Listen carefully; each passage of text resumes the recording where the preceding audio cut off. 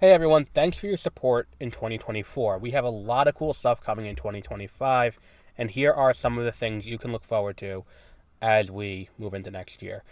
In the lead up to The Mandalorian and Grogu in 2026, we'll be starting a full series rewatch of both The Mandalorian and The Book of Boba Fett on exploring hyperspace lanes beginning in October. You can also expect a rewatch of Andor, and we will have reviews of every episode of Andor and the rest of the Skeleton Crew as those come out. Josie will be returning as we continue to rank every Star Wars thing released ever.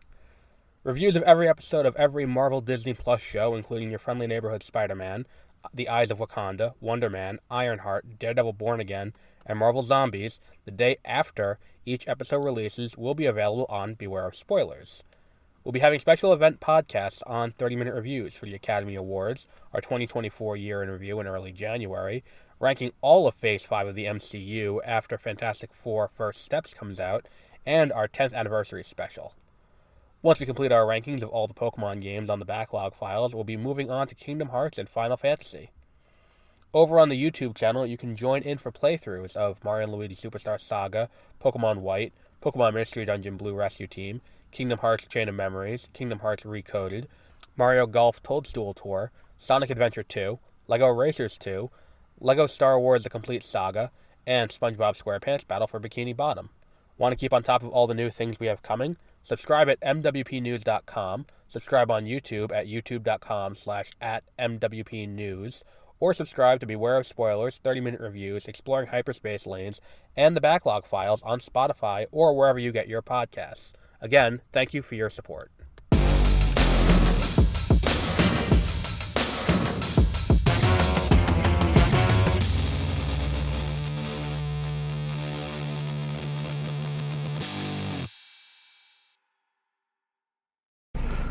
Good.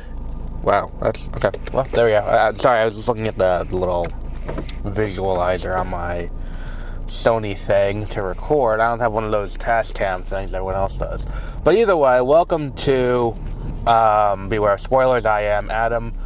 I have gone to the movies for the first time in quite some time, and we're going to be going back to doing this fairly religiously. But I saw Mickey 17, which I was impressed by. And I'm not saying that I went into it with low expectations or anything like that, which is something that kind of happens from time to time. This is one that I had high expectations for, and I think that it's a movie that I think mostly works. For the most part, this movie works. I think that there are a lot of choices that were made in this movie that kind of were not anticipating the current actual political situation we are in, which would have made one particular character, not flaw, but character moment work just a little bit better.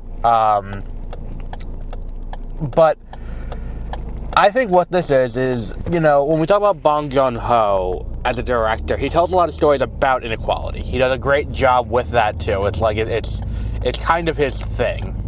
And I think he does it like Parasite. That's what that was. I think, what was the other movie he did? That was what the fuck? The one with Chris, Snowpiercer. Same thing. It's a story of the haves and the have-nots, and I think that he that's kind of his niche that he's kind of carved out in the industry, and he does that very well. This movie is very clear a continuation of that. It's the not too distant future, and there's this colonization effort on Earth because Earth has become inhospitable. In fact, I'll say it, there's a non-zero chance this movie is a sequel to Interstellar.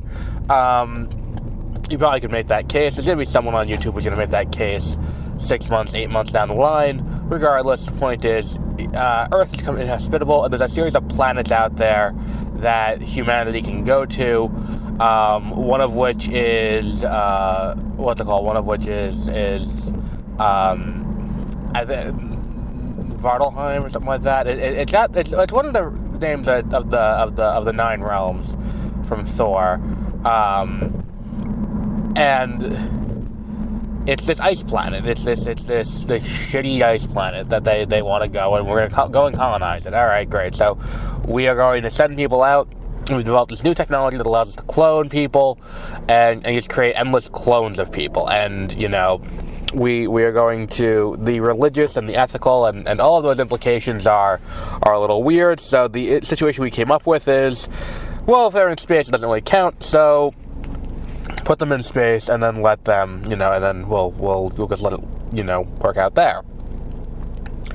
So I think that this movie ends up in this place where it's kind of interesting to see what is, it tries to grapple with a lot of really big, heady concepts about personhood and all of that.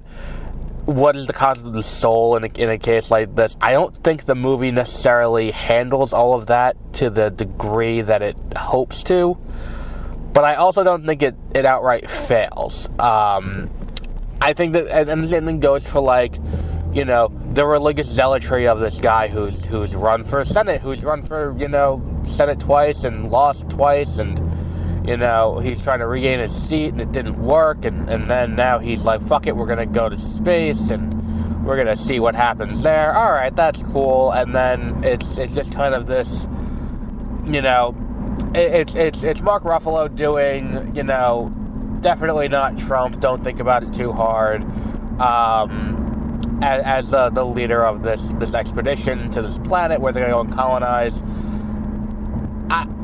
I think for the most part, a lot of the things having to do with that work. I think that there are definitely things in this movie that I think probably need to be a little bit more developed. I think Naomi Ackie's character, I think, is kind of, not the weak point, but something that could have been developed a little bit further and would have given a little more, depth to that. Because at the end of the day, what we're looking for and what we're looking at in this movie is a story of, it is a, this organization is clearly, explicitly Christian nationalist, white supremacist. That's what this is. They're very clear about that. And from the introduction of what's going on here, we see these guys in red hats that are all supporting him and all of that.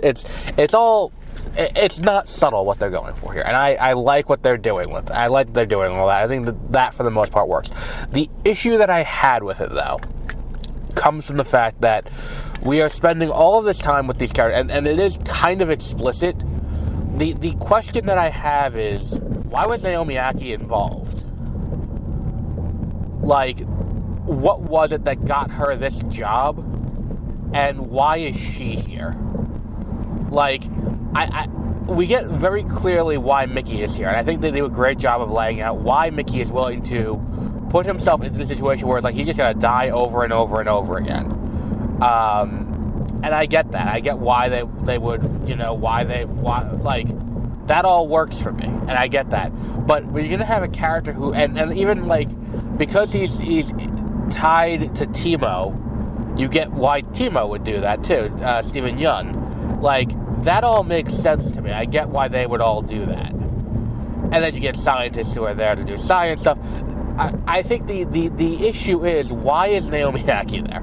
They don't really explain that. She's just also on this ship. But it's what was it that made her make this choice to go with this group? Because that's the other thing, is that later on in the movie, they address, about midway through the movie, they address that, this is not the only expedition. There are multiple expeditions going out because Earth is inhospitable. They have to come up with a way to colonize other planets more efficiently, and to that end, it's there are a bunch of these things that are all going. There are a bunch of these expeditions that are going out. What was it that led her to join this one, headed up by this guy with his wife? It's the kind of thing that it's why, I want to get that from that character. And you could have had that avenue to really get into it. But they don't really explain it that well. Or at all, I would say. Which I think kind of shortchanges her into, she's the girlfriend. She's the person who cares about him. And I think that, in a movie that does so much to kind of do that, it's weird that it falls back onto that trope where she's kind of this character in this role until it's time for her to become the president of the council, and then she's president of the council. But it's like, oh, did she have some special experience? Was she appointed to this? Like, that would have been interesting. Like, have her be like an inspector general almost, kind of, and that's her role on this ship. Like, that kind of thing could have been interesting, and for them to not give us a layout as to why this character is doing what they're doing is a little bit disappointing.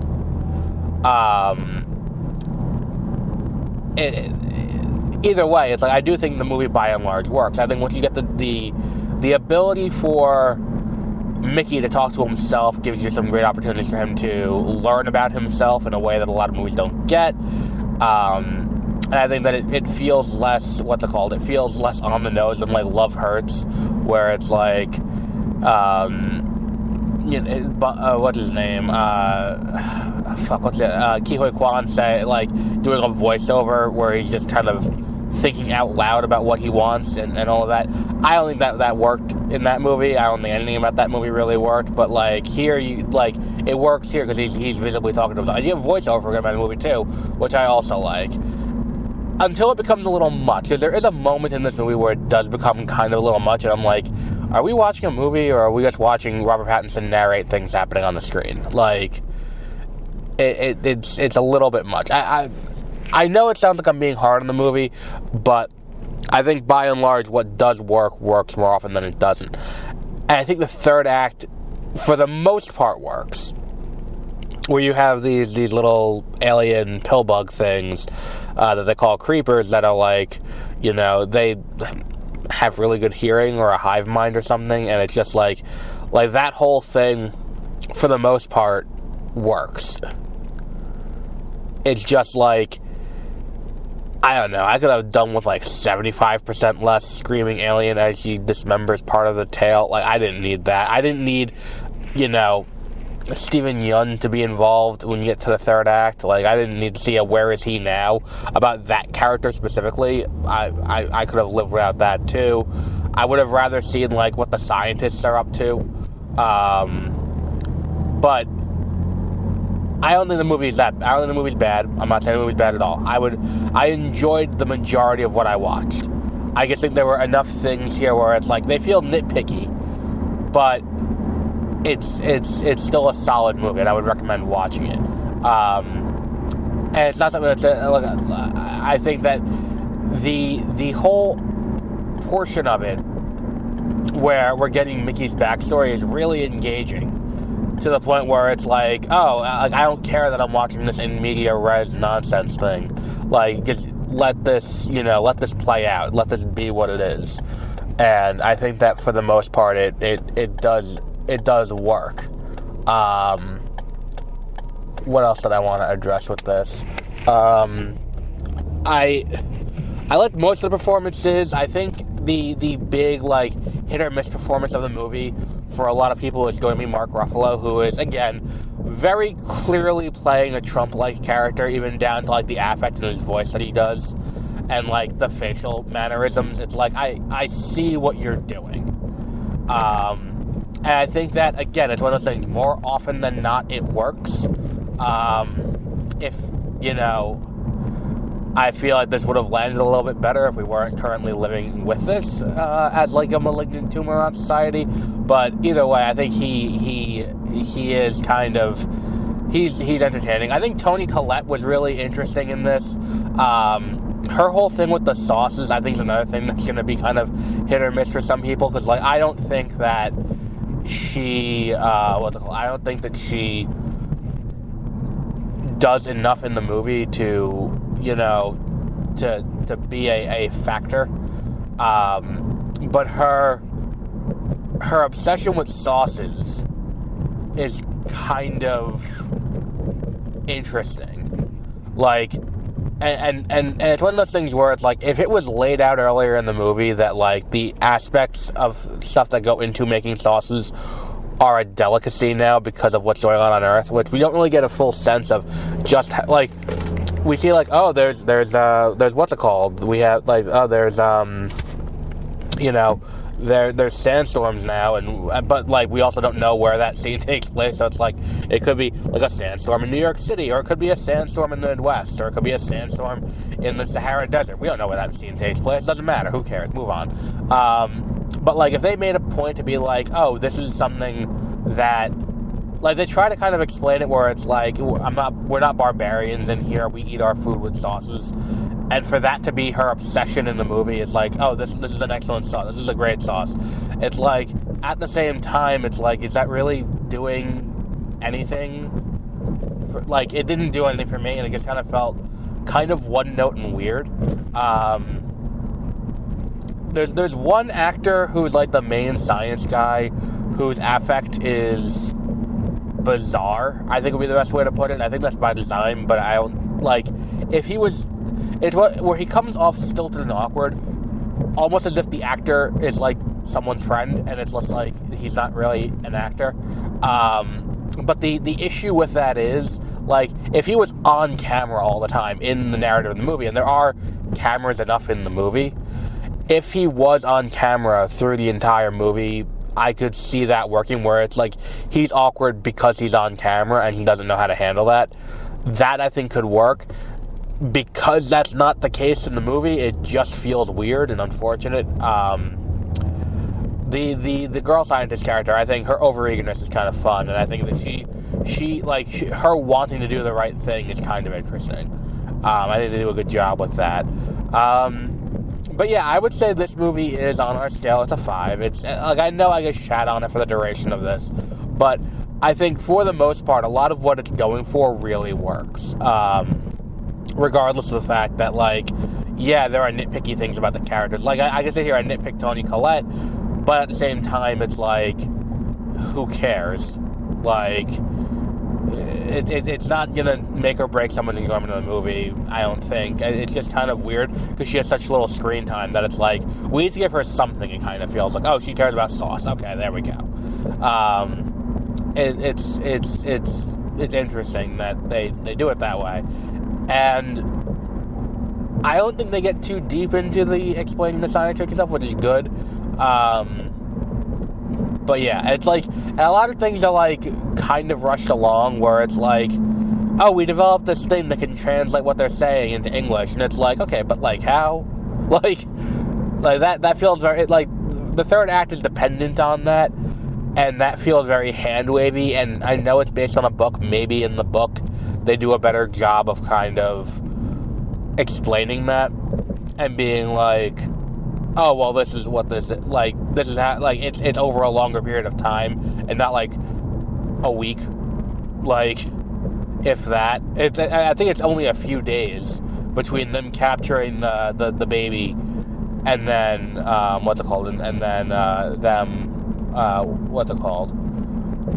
between them capturing the baby and them developing the translator. It's like, and can we be reliant that this is accurate technology? Like, this technology is accurate if you're doing it based on it doesn't matter. Who cares? Like, again, nitpicky stuff. That's like, this maybe in the book it's better laid out because it's over a longer period of time. But yeah, I think we'll wrap up there for today. Go see Mickey 17. It's playing in theaters now. Our next episode of this will be Wednesday. We'll be talking about Steven Soderbergh's new movie, Black Bag.